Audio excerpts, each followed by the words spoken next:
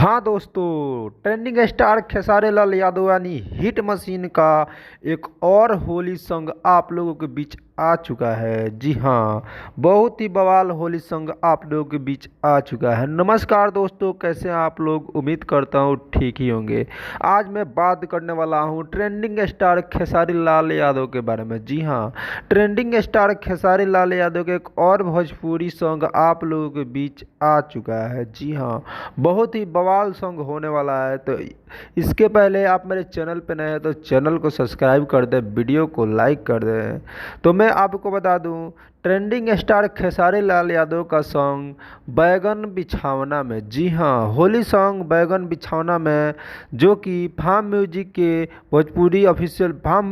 के official YouTube channel पे release किया गया है। जी हाँ, फार्म म्यूजिक भोजपुरी के चैनल पे इस गाने को रिलीज किया गया है। बहुत ही बवाल सॉन्ग है बैगन बिछौना में। जी हाँ, बहुत ही ज़बरदस्त सॉन्ग है। जैसे कि आप लोग जानते हैं, ट्रेंडिंग स्टार खेसारी लाल यादव का गाना बहुत ही बवाल आता है।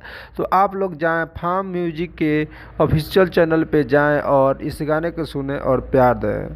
तो वीडियो कैसी लगी? उम्मीद है वीडियो अच्छी लगी होगी। तो मिलते हैं किस नए वीडियो में नए टॉपिक के साथ। तब तक के लिए बाय।